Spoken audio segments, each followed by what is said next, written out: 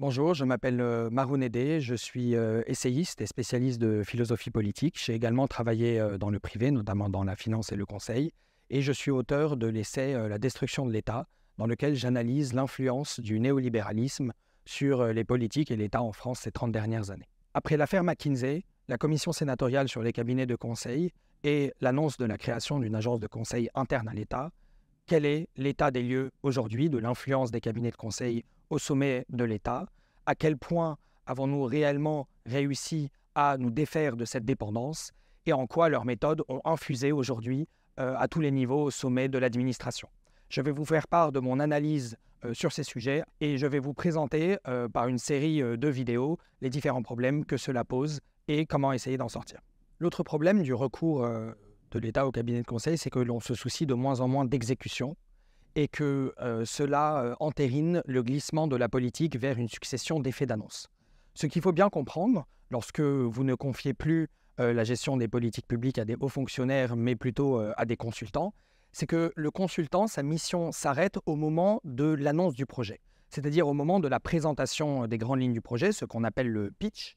Mais en fait, c'est le début du projet qui constitue pour lui la fin de sa mission. Ce qui se passe ensuite ne le regarde pas réellement. Et ça, on le voit très bien dans les différents rapports. Je vous invite à en prendre par exemple le rapport France 2030, sur lequel a contribué McKinsey, où on a 10 grands objectifs, mieux produire, mieux vivre, devenir les leaders de l'énergie verte d'ici 2035, décarboner 34% de notre industrie sur les 10 prochaines années. Donc sur les objectifs, évidemment, tout le monde est d'accord. Mais ensuite, comment y parvenir? Qui va s'en charger? Quelles compétences on a au sein de l'État pour y parvenir? On n'a pas d'informations pour répondre à ces questions-là. Et donc, en fait, on se retrouve dans une configuration dans laquelle les cabinets de conseil vont faire de grandes annonces, vont donner aux hommes politiques les moyens d'avoir les bons éléments de langage, mais derrière, ils ne se soucient plus de l'exécution.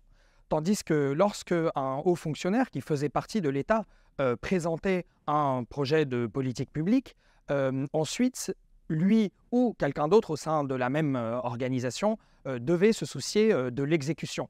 Donc cela rendait beaucoup plus responsable des mesures qui étaient avancées.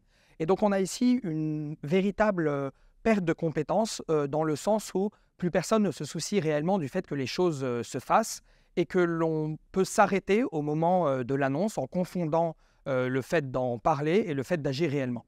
Lorsque, par exemple, le ministère de l'Intérieur fait appel à Roland Berger pour une mission à 10 millions d'euros pour essayer de faire un benchmark, c'est-à-dire une comparaison avec d'autres systèmes, pour mettre à jour le système de radio de la police, à la fin, ce qu'obtient le ministère de l'Intérieur de Roland Berger, c'est essentiellement un PowerPoint, mais ensuite, tout le système radio reste à faire. Et donc, il faut véritablement comprendre que ce sont des grandes lignes stratégiques, des grandes orientations que donnent les cabinets de conseil, mais ce qui manque véritablement aujourd'hui pour l'État, c'est davantage l'exécution. Et donc, il faut prendre conscience du fait que l'exécution est au moins aussi importante, voire plus importante pour ces sujets-là que les grandes orientations, car sans cela, plus rien ne se fait et on a du mal à dépasser le stade d'un État qui parle de ce qu'il devrait faire, mais qui n'a plus véritablement les compétences pour agir. Le problème fondamental, c'est qu'on a recouru au cabinet de conseil parce qu'on a voulu appliquer l'idéologie néolibérale à l'État et gérer l'État uniquement par le prisme de l'optimisation des coûts. Et tant que l'on ne sort pas de cette idéologie, tant que l'on ne retrouve pas la volonté d'un véritable projet politique, il sera difficile de s'en passer.